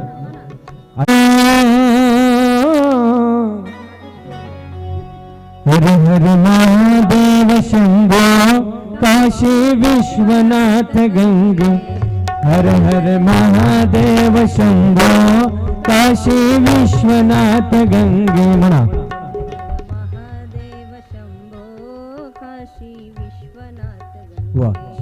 हर हर महादेव शंभो थोडा आवाज काढा. काशी विश्वनाथ गंगे. हर हर महादेव शंभो काशी विश्वनाथ गंगे. हर हर महादेव शंभो काशी विश्वनाथ गंगे.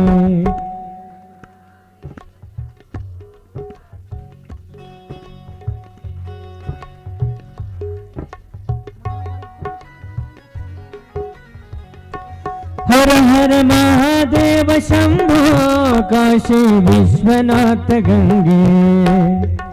म्हणा. हर हर महादेव शंभो काशी विश्वनाथ गंगे.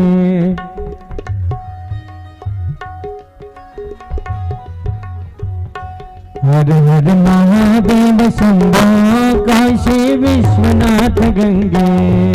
नाथांचं परळीचं ज्योतिर्लिंग कसं निर्माण झालं पहा. उत्तर भारतामधलं जे ज्योतिर्लिंग आहे त्याची मान्यता आलेली आहे, पण आपण परळीचं ज्योतिर्लिंग मान्य करतो. उत्तर भारतामध्ये अजून ज्योतिर्लिंग आहे, त्याला परळीम वैद्यनाथांचे असं म्हणतात, पण आपले लोक परळीच्या वैजनाथाला म्हणतात. म्हणून परळीचा वैजनाथ कसा निर्माण झाला पाहू 1-2 मिनिटात, आणि नंतर सतीचं चरित्र पाहू. परळीचा जो वैद्यनाथ भगवान आहे, ते वैद्यनाथ भगवंत, वैद्यनाथ नाव कसं पडलं त्याला? ज्या वेळेला रावण भगवान शंकराची सेवा करायचा, रावण एवढी सेवा करत होता, एवढी सेवा करत होता, रावणाकडे सेवा करत असताना 33 कोटी देव त्याने बंदीशाळेमध्ये टाकले होते. असा भक्त होता रावण. रावण काही साधारण नव्हता बरं. 33 कोटी देवता कुबेराच्या कॉलरला धरून खाली बसवणारा रावण होता.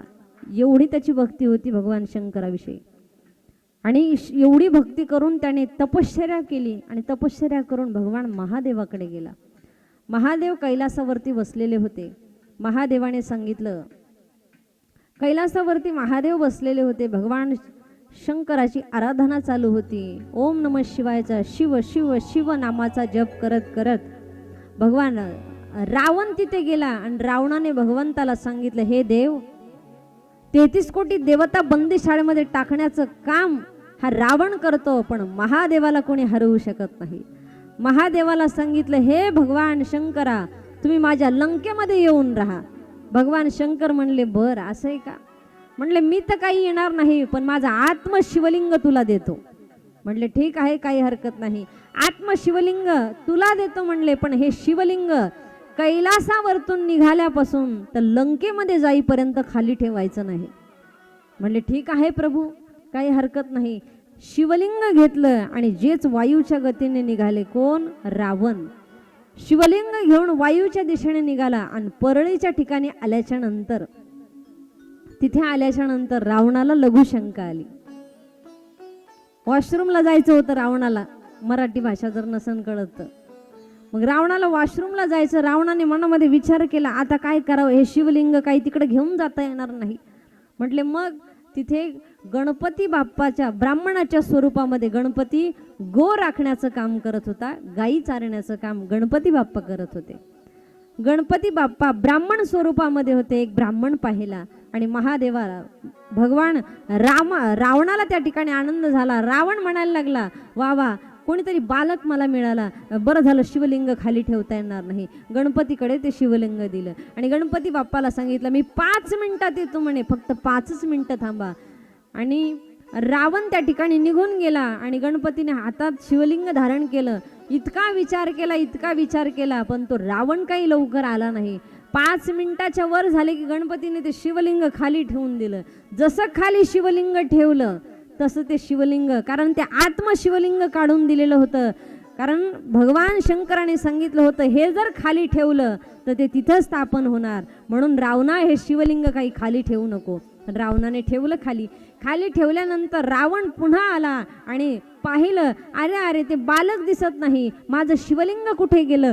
पाहिलं तर खाली ठेवलेलं दिसलं. खाली ठेवलेलं शिवलिंग पाहिलं, उचलायचा प्रयत्न केला. एवढा जोरात शिवलिंग हलवायचा प्रयत्न केला, पण एकदा स्थापन झालेलं शिवलिंग हनुमंतरायाला सुद्धा हल्लं नव्हतं. रामेश्वरचं जे शिवलिंग आहे ते शिवलिंग, वाळूचं शिवलिंग, राम प्रभूने निर्माण केलेलं ते शिवलिंग आहे, म्हणून त्याला रामेश्वर नाव पडलेलं आहे. ते शिवलिंग हनुमंतरायाने हलवण्याचा प्रयत्न केला होता. 12 गाड्या विद्या असणारा तो हनुमंतराय आहे. त्याला जर शिवलिंग हल्लं नाही तर रावणाची काय किंमत घेऊन बसता. रावणालाही ते शिवलिंग हलेना. रावणाने एवढा प्रयत्न केला पण शिवलिंग काही हलेना. रावणाने शेवटी विषय सोडून दिला आणि रावण लंकेमध्ये निघून गेला. आता तिथे गो चारण्याचं काम एक वैद्यनाथ नावाचा व्यक्तीही करत होता.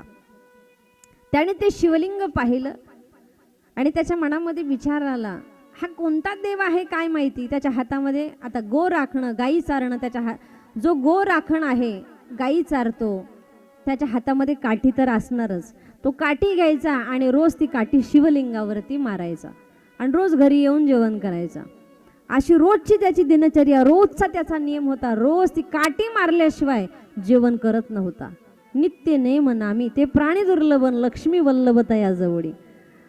एक तत्व नामदृढ धरी म्हणा, हरिसी करुणा येईल तुझी. तसा असणारा तो वैद्यनाथ नावाचा व्यक्ती होता.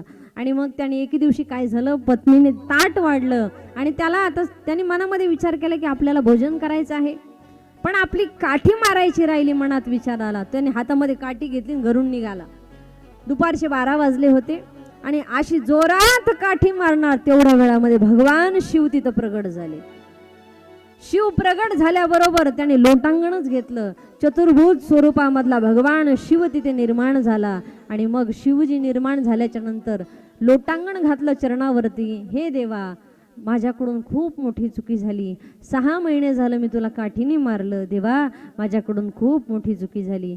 भगवान महादेव हा भोळा देव आहे.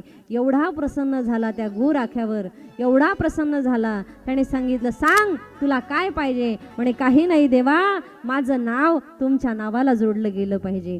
सूर्य चंद्र आहे तोपर्यंत माझं नाव तुमच्या नावाला जोडलं गेलं पाहिजे. म्हणून परळीचा वैद्यनाथ आहे ना, म्हणून वैद्यनाथ ते ज्योतिर्लिंग त्या ठिकाणी स्थापन झालं. असा असणारा वैद्यनाथ आहे. संभाजीनगर जिल्ह्यातला घृष्णेश्वर लगेच सांगून जाते. चला, घृष्णेश्वर कसा निर्माण झाला. घृष्मा नावाच्या 2 त्या ठिकाणी, एक घृष्मा होती आणि एक घृष्णा होती, अशा 2 बहिणी होत्या. एका बहिणीला पुत्र झालेला होता आणि ती बहीण रोज 108 शिवलिंग, पार्थिव शिवलिंग बनवायची. कोण? घृष्णा. घृष्णा नावाची जी व्यक्ती होती, जी मुलगी होती, ती रोज 108 शिवलिंग बनवायची. तिला पुत्र संतान प्राप्त झाला आणि सख्या बहिणी दोघी जावा होत्या. जो मुलगा जन्माला आला तिने शिवरात्रीच्या दिवशी त्या मुलाला मारलं आणि शवतळ्यामध्ये जाऊन तो मुलगा टाकला. ती घृष्णा म्हणायला लागली, रडत होती आणि ती बोलायला लागली बहिणीला, अगं तुझा मुलगा मरण पावला आहे आणि तू इथे पार्थिव शिवलिंगाची पूजा करते, तुला काही वाटतं का? तिने सांगितलं मुलगा त्यानेच दिला होता आणि मुलगा त्यानेच मारला आहे, मुलगा तोच जन्माला घालण्याचं काम त्याचं आहे, मग रक्षण करण्याचं कामही त्याचं आहे. म्हणून त्या ठिकाणी तिने 108 शिवलिंग बनवले आणि शवतळ्यामध्ये आजही घृष्णेश्वरला गेला तर घृष्णेश्वरच्या बाजूला तळ आहे, आजही तिथे जाऊन पहा. त्या तळ्यामध्ये 108 शिवलिंग तिने निर्माण केले आणि ज्या वेळेला ती जे पार्थिव शिवलिंग असतं त्याचं विसर्जन पाण्यामध्ये करावं लागतं, तर ते विसर्जन करण्यासाठी गेली तर भगवान महादेव तिथे प्रगट झाले आणि प्रगट झाल्यानंतर विचारलं, कृष्णा किती ग तुझी श्रद्धा, तुझा मुलगा मेला तरीही तू शिवलिंगाची पूजा सोडली नाही, सांग तुला काय पाहिजे? म्हटले बाबा मला काही नको. म्हणले हे बघ तुझं बालक मी जिवंत केलं आहे, मुलगाही परत मिळाला. आणि सांगितलं, विचारलं तुला काय पाहिजे सांग. म्हणे काही नको, जोपर्यंत सूर्यचंद्र आहे तोपर्यंत या कृष्णाचं नाव तुमच्या नावाला जोडलं गेलं पाहिजे, म्हणून त्याला म्हणतात बोलिये कृष्णेश्वर भगवान की जय. असे हे ज्योतिर्लिंग त्या ठिकाणी निर्माण झालेले आहे. आता सतीचं चरित्र गोड असा महादेवाचा विवाह आपल्याला पाहायचा आहे. किती वाजले? 11 वाजले का? कथा हे बघा, कथा 10 वाजले का 11? 10 वाजला. तुम्ही खरं सांगणार नाहीत, माझ्या हातात घड्याळ बी नाही आज. अच्छा, चला अजून 1 तास वेळ आहे.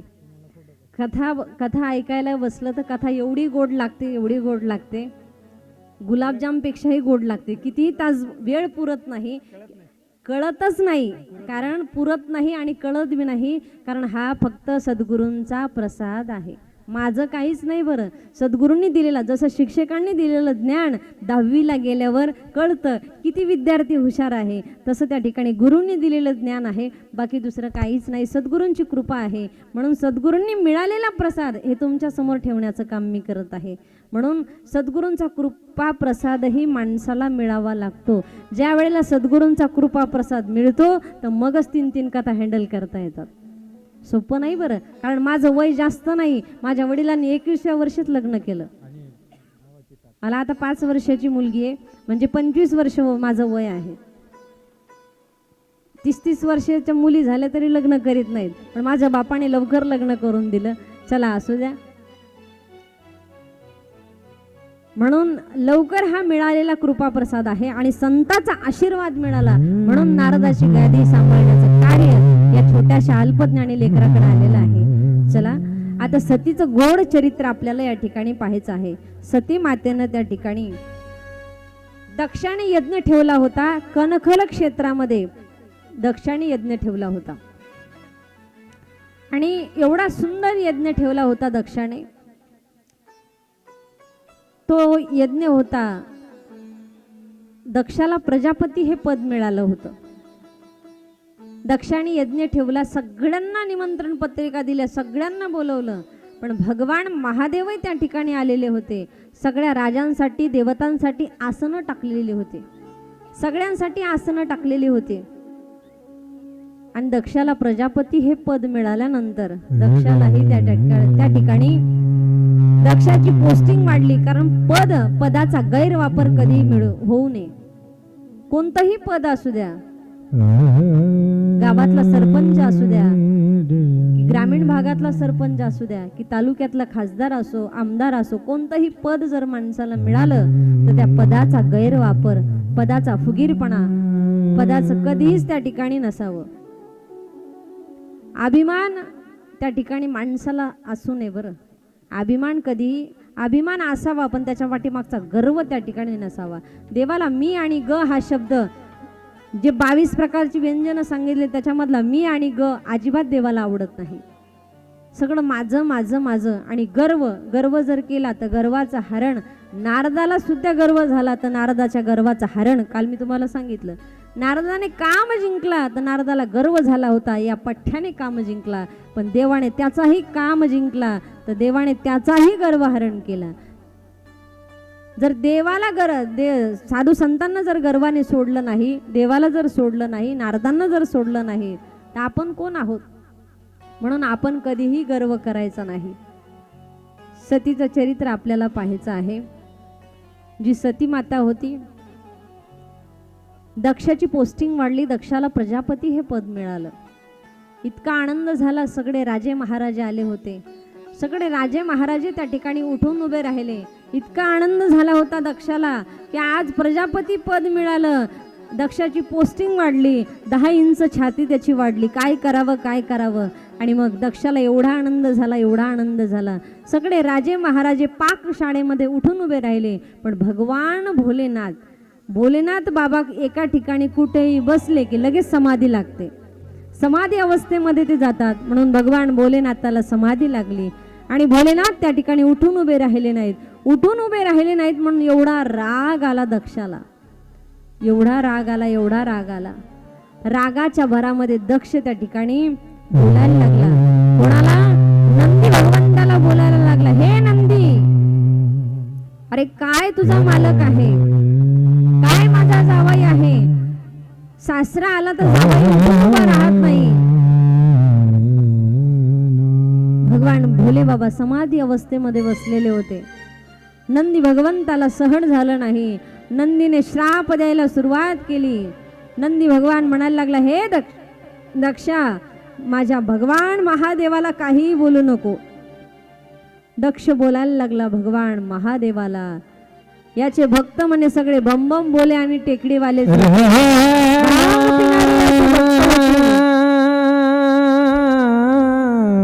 असं बोलत असताना दक्षाला राग आला. घरामध्ये दक्षाने त्या ठिकाणी क्रोधमय झाला आणि क्रोधमय झाल्याच्या नंतर भगवान शंकराला काही बोलायला लागला. असं करता करता भगवान शंकर तिथून उठून निघून गेले आणि शंकर भगवान तिथून निघून गेल्याच्या नंतर थेट कैलासावरती गेले. कैलासावरती गेल्याच्या नंतर सती माता विचार करायला लागली. मृत्यू लोकातून आल्यापासून भगवान शंकर माझ्याशी बोलत नाहीत. चहा नाही, कॉफी नाही, नाश्ता नाही, काहीच नाही. भगवान शंकर एकही शब्द बोलत नाहीत. काय करावं? सती माता विचार करायला लागल्या, काय करावं? भगवान शंकर आज बोलत नाही. सतीने खूप विचार केला. दक्षाने पुन्हा नवीन यज्ञाचं आयोजन केलं. नवीन यज्ञ ठेवला. तो यज्ञ ठेवला कनखल क्षेत्रामध्ये हिमालयाच्या पायथ्याला. असा असणारा सुंदर यज्ञ ठेवण्यात आला. हिमालयाच्या पायथ्याला तो यज्ञ ठेवण्यात आला. चांदीच्या चटाया होत्या बसायला, सोन्याचे ताट होते जेवायला, चांदीचे ग्लास होते पाणी प्यायला. असा असणारा सुंदर यज्ञ त्या ठिकाणी ठेवण्यात आला. इतका गोड यज्ञ ठेवला. सगळ्या देवतागणांना निमंत्रण पत्रिका दिल्या गेल्या, निमंत्रण पत्रिका सांगितल्या गेल्या. सगळ्या देवतागणांना कुबेराला पाठवल्या आणि मग वायूचं विमान त्या ठिकाणी निघालं, कुबेराचं विमान निघालं, इंद्राचं विमानही निघालं. सती मातेने विमानाला हात दिला आणि विचारलं, तुम्ही कुठे चालला आहात? म्हटले, हे सती, तुला माहिती नाही, तुझ्याच वडिलांच्या घरी नवीन यज्ञाचं आयोजन केलं आहे आणि तुझ्या बापाने तुला यज्ञासाठी बोलवलं नाही. सतीला राग आला, कारण माझ्याच वडिलांच्या घरी यज्ञ आहे आणि मला आमंत्रण नाही. सती मातेला राग आला आणि वायूच्या गतीने ते विमान, इंद्राचं विमान त्या ठिकाणी निघालं, कुबेराचं विमान निघालं आणि सगळी विमानं मृत्यू लोकामध्ये, कैलासावरतून मृत्यू लोकामध्ये जायला लागले. आणि सती माता मनामध्ये विचार करतायत की हे बापरे, सगळेजण जायला लागले, पण माझा महादेव अजून, माझा भगवान भोले शंकर अजूनही समाधी अवस्थेमध्ये बसलेला आहे. आता काय करावं? सती माता निघाल्या. ज्या ठिकाणी भगवान भोले बाबा बसलेले होते तिथे निघाल्या. भगवान शंकर समाधी अवस्थेमध्ये बसलेले आहेत. समाधीतला भगवान शंकर कसे उठवायचे? सतीने पाय दाबायला सुरुवात केली. भगवान शंकराने हळूच डोळे उघडले आणि विचारलं, सती, बोल, तुझं काहीतरी काम आहे म्हणूनच तू आली आहेस, बोल, काय काम आहे? त्यावेळेला सती बोलायला लागली. बायका बोलण्यात फार हुशार असतात. सती बोलायला लागली. सती माता म्हणते, हे भगवान भोलेनाथा, तुमच्या सासऱ्याच्या घरी नवीन यज्ञाचं आयोजन केलं आहे. सतीने म्हणायचं ना, माझ्याच बापाच्या घरी नवीन यज्ञाचं आयोजन केलंय. सती म्हणते, तुमच्या सासऱ्याच्या घरी नवीन यज्ञाचं आयोजन केलेलं आहे. आणि सती माता त्या ठिकाणी बोलायला लागल्या भगवान शंकराला, शंकरजी, चला ना म्हणे, तुमच्या सासऱ्याच्या घरी नवीन यज्ञाचं आयोजन केले. भगवान भोले बाबा म्हणायला लागले, सती, तुला आमंत्रण आलेलं आहे का?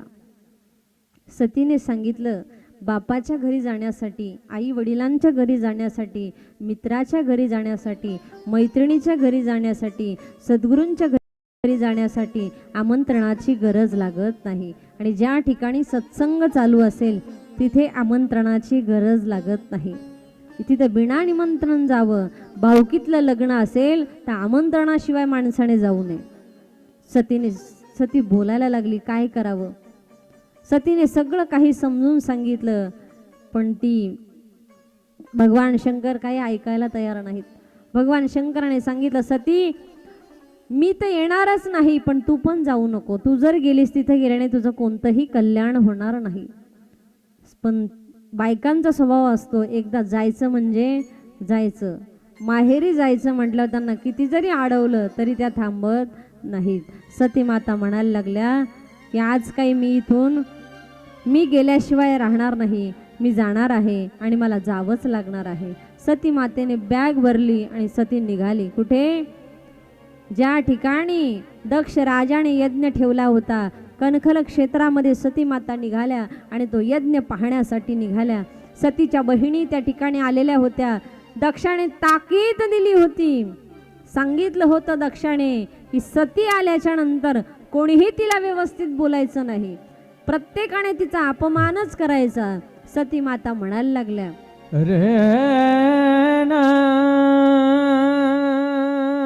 घोर तिचा अपमान करा.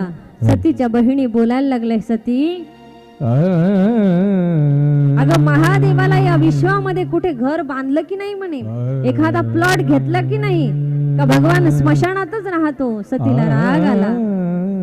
हे सती, एखाद्या तोळ्याचं लॉकेट भगवान शंकराला केलं की नाही म्हणे, अजून का गळ्यामध्ये सर्पच घालतो म्हणे, सापच गळ्यामध्ये घालतो. सती अगं पावडर आणायला पैसे आहेत का नाही म्हणे, का भस्म अंगाला लावतो. आता घोर भारतातली प्रत्येक महिला अशी आहे की बालकाचा जर अपमान झाला तर तिला सहन होत नाही. दारुड्याची जरी बायको असली आणि तिच्या जर नवऱ्याला कोणी काही बोललं तर तिला अजिबात सहन होत नाही. ही भारतीय नारीची संस्कृती आहे. म्हणून सती माता म्हणायला लागली, हे देव, आणि तिला राग आला. असं करता करता सतीची आई तिथे थांबलेली होती. सतीची आई म्हणते, हे सती अगं तुझी कोणी नाही काळजी घेतली, कोणी नाही आठवण काढली तरी हरकत नाही, पण ही आई जोपर्यंत जिवंत आहे तोपर्यंत माणसाचं माहेर जिवंत असतं. एकदा का माहेरातली आई गेली की माहेरातला माहेरपणा संपून जातो. हे सती, तुझी आई अजून जिवंत आहे, तू काळजी करू नको. आणि सती मातेनं त्या ठिकाणी सती माता झपझप पावलांनी निघाली, यज्ञ कुंडाकडे निघाली. आणि सती मातेने पाहिलं, सगळे राजे महाराजांसाठी आसनं टाकलेली होती, पण भगवान भोले बाबासाठी कुठेही आसन टाकलेलं नव्हतं. कुठेही आसन टाकलेलं नव्हतं. काय करावं सतीने मनामध्ये विचार केला की भगवान भोले बाबासाठी आसन टाकलेलं नाहीये, काय करावं. माझ्या भगवान भोले बाबाला अजून किती त्रास देणार आहेत. दक्ष हा पिता आहे, अजून किती त्रास देणार आहेत. आणि दक्ष त्या ठिकाणी म्हणायला लागले, सती माता बोलायला लागल्या, काय करावं काय करावं काही सुचेना. आणि सतीने आता एवढा राग आला, स्वतःचा क्रोधाग्नी सतीने पेटवण्यात आला. एवढा राग आला आणि रागाच्या भरामध्ये सती मातेने हवन कुंडामध्ये उडी मारली. आणि हवन कुंडामध्ये उडी मारल्याबरोबर त्याच ठिकाणी यज्ञ स्तब्ध झाला, यज्ञ थांबण्यात आला. आणि नारद त्या ठिकाणी प्रगट झाले.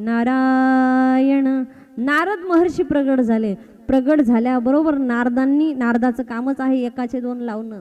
जो व्यक्ती एकाचे दोन लावतो त्याला आजही जिवंत आहे, त्याला म्हणायचं नारद.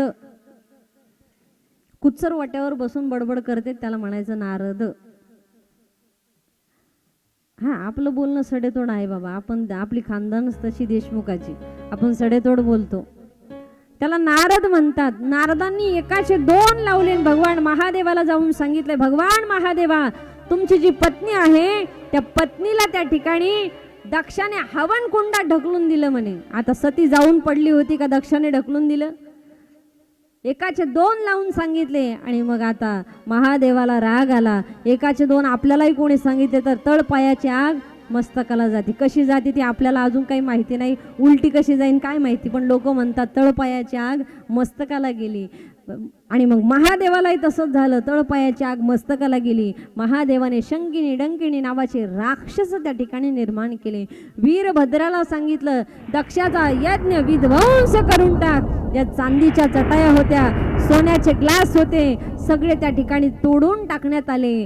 जे राजे महाराजे होते, यज्ञ शाळेमध्ये राक्षसांचा विध्वंस सुरू झाला. वायूच्या गतीने ते राक्षस निघाले आणि हा हा हा हा करत ते राक्षस निघाले, किंचाळी करू लागले. आणि असं करता करता हसत हसत ते राक्षस निघाले, यज्ञाचा विध्वंस त्या ठिकाणी करून टाकला. आणि मग आता जे देवतागण होते, देवता राजेगण होते, राजांचे हात पाय तोडायला सुरुवात केली. दक्षाला आता भीती वाटायला लागली. दक्ष घाबरला, एवढा घाबरला. दक्षाने मनामध्ये विचार केला आता काही खरं नाही, आता काही महादेव आपल्याला सोडणार नाहीत, आता आपलं काहीच खरं नाही, महादेव आपल्याला सोडणार नाहीत. आणि महादेव त्या ठिकाणी, महादेव हातामध्ये त्रिशूल धारण केला आणि दक्षाचा शिरच्छेद केला. दक्ष त्या ठिकाणी गतप्राण झाला. दक्षाला मारल्याच्या नंतर दक्षाला आता बोलता येईना. सगळेजण भगवान प्रभूचा त्या ठिकाणी भजन करू लागले. ओम नमः शिवायचा जप त्या ठिकाणी सुरू झाला. सगळेजण ओम नमः शिवायचा जप करू लागले, पण दक्षाला काही जप करता येईना. ओम नमः शिवाय, ओम नमः शिवाय, ओम नमः शिवाय, ओम नमः शिवाय, ओम नमः शिवाय, ओम नमः शिवाय, ओम नमः शिवाय. दक्षाचा जप त्या ठिकाणी, दक्षाला जप करता येईना. सगळे राजे महाराजे जप करू लागले. दक्षाचा शिरच्छेद झालेला होता. मग दक्षाला त्या ठिकाणी महादेवाने सांगितलं की दक्षाला शिरच्छेद झाला. आणि मग एक बकरीचं मुंडकं आणून दक्षाला पुन्हा जोडण्यात आलं. मग ते बकरीला त्या ठिकाणी महादेवाची प्रार्थना करता येणार म्हणून महादेवाला टाळी वाजवून घेतलं जातं. त्याला तसं दर्शन घेता आलं आणि महादेव त्या ठिकाणी प्रसन्न झाले. दक्षाचाही पुढे उद्धार झाला आणि महादेव कैलासावरती निघून गेले. आता महादेव कैलासावरती निघून गेल्याच्या नंतर 6 महिने झाले होते सती माता जाऊन. असंच होतं कथेमध्ये. 6 महिने झाले होते सती माता जाऊन. 6 महिन्यानंतर भगवान विष्णू महादेवाकडे आले आणि विष्णूंना विचारलं, भगवान महादेव, जी सती होती तिचा पुनर्जन्म झाला. हिमालय आणि मैनेच्या पोटी दुसरा जन्म झाला माता पार्वतीचा. सतीच्या यज्ञकुंडामध्ये, हवन कुंडामध्ये जेवढी उडी मारली त्याचे सतीचे ज्या ज्या ठिकाणी अवशेष पडलेले आहेत त्याचे 3.5 शक्तिपीठ तयार झालेले आहेत. ती कथा देवी भागवतामध्ये आहे. 3.5 शक्तिपीठ तयार झालेली आहेत. 3.5 शक्तिपीठ आपल्याला माहिती आहे, पण घरातले 3.5 शक्तिपीठ कोणते? घरातले 3.5 शक्तिपीठ जाऊ द्या, पुढच्या वर्षीच्या कथेत सांगन. आताच काय सगळं सांगू, काही राहिलं पाहिजे ना पुढच्या वर्षी सांगायला. तुम्हाला आठवलं तर तुम्ही मला सांगा. 3.5 शक्तिपीठ त्या ठिकाणी सतीच्या देहापासून तयार झाले. हिमालय आणि मैनेच्या पोटी पुन्हा माता पार्वतीचा जन्म झाला आणि पार्वतीने हजारो वर्ष तपश्चर्या केली. सप्त ऋषींना पाठवलं पार्वतीची परीक्षा घेण्यासाठी. पार्वती माता त्या ठिकाणी प्रसन्न झाल्या आणि सप्त ऋषींनी सांगितलं की हे सप्त ऋषींनो, जोपर्यंत माझा महादेव मला मिळत नाही तोपर्यंत मी तपश्चर्या सोडणार नाही. नारदांनी मुलगी पाहिली, नारदांना मुलगी आवडली आणि जी होती माता पार्वती, जिचा आज पूर्ण भारतामध्ये विवाह झालेला आहे, ती माता पार्वती. आणि पार्वती मातेला एवढा आनंद झाला, नारद महर्षींनी हात पाहिला, वा वा म्हणे, भगवान महादेव तुमचे पती होणार आहेत. इतका आनंद झाला आणि विष्णू भगवान आणि नारद महर्षी भगवान कैलासावरती गेले. 6 महिने झालं महादेव बैरागी झाले होते. बायको गेली तर महादेव वेडे झाले होते. वेडे, बैरागी म्हणजे वेडे झाले होते. एका पत्नीने नवऱ्याला प्रश्न विचारला, का हो म्हणे, मी जर, तुमचं माझ्यावर किती प्रेम आहे, जर मी जर गेले तर तुम्ही काय करता? म्हणे मी वेडा होईन. वेडा, मी जर गेले तर तुम्ही काय करता? म्हणे मी वेडा होईल. म्हणे वेडा होईल, मग तुम्ही दुसरं लग्न करता? म्हणजे वेड्याचं काय खरं असतंय? त्याला 5G नेटवर्क लागते, पटकन कळतंय विनोद. चला असू द्या. तसं महादेव त्या ठिकाणी बैरागी झाले होते. महादेवाला नारद महर्षींनी सांगितलं, महादेवा तुम्ही आता सुंदर मुलगी पाहिली आहे आणि तिच्याशी तुम्ही विवाह करा. सुंदर मुलगी पाहिली, कोणती? माता पार्वती. आणि मग पार्वती मातेला इतकं सुंदर त्या ठिकाणी स्थळ आलं माता पार्वतीला महादेवाचं. महादेव म्हणले ठीक आहे, काही हरकत नाही. आणि मग महादेवाने सुंदर ड्रेसिंग केली, ड्रेस घातला, सुंदर त्या ठिकाणी महादेवाने वस्त्र परिधान केलं आणि सगळ्या आप्तजनांना, पाहुण्यांना सांगितलं की महादेवाचे पाहुणे कोणते होते? स्मशानात राहणारे भूत, वेताळ हे महादेवाचे पाहुणे होते. निमंत्रण पत्रिका छापण्यात आल्या आणि सगळीकडे त्या ठिकाणी दवंडी देण्यात आली. माता पार्वती आणि भगवान शंकराचा विवाह त्या ठिकाणी होणार आहे. सगळीकडे हाहाकार झाला. आणि ज्या वेळेला भगवान शंकर त्यांच्या समोर नंदी होता, नंदी भगवान निघाले आणि भगवान शंकराची वरात निघाली. आता शंकराची वरात, त्याच्या अगोदर विष्णू भगवान समोर होते, नंतर ब्रह्मदेव समोर होते. विष्णू भगवंताला पाहिलं, एवढा आनंद झाला, बाप रे. विष्णू भगवंताला माता पार्वतीच्या आईने, आत्याने पाहिलं. आत्या ताट घेऊन आल्या आणि पाहिल्याबरोबर म्हणले, बाप रे, जर नवरदेवाचे मित्रच एवढे भारी असतील तर नवरदेव किती भारी असेल. आणि ज्या वेळेला महादेव पाहिला, आत्या चक्कर येऊनच पडली खाली. चला आले का पाहुणे मंडळी, महादेवाचे वराडी मंडळी? चला पाहुण्यांना घेऊन या. आता भेटून पाठव ना एकदम हळू या, एकदम हळू. तिथून तरुण मित्र मंडळ, चला तरुण सर हातवरी करा. हा मृतंग किती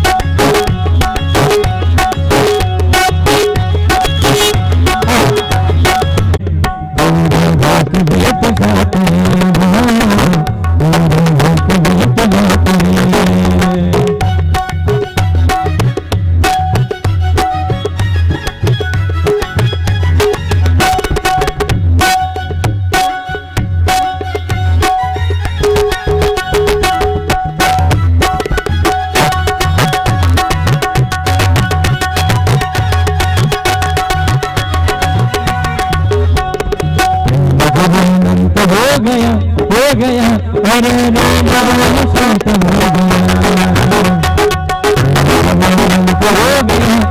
गया अरे राम संत हो गया देवाला हो गया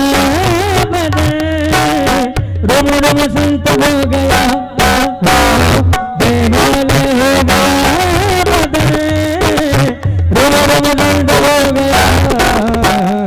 प्रेम जहानंत हो गया अरे राम संत हो गया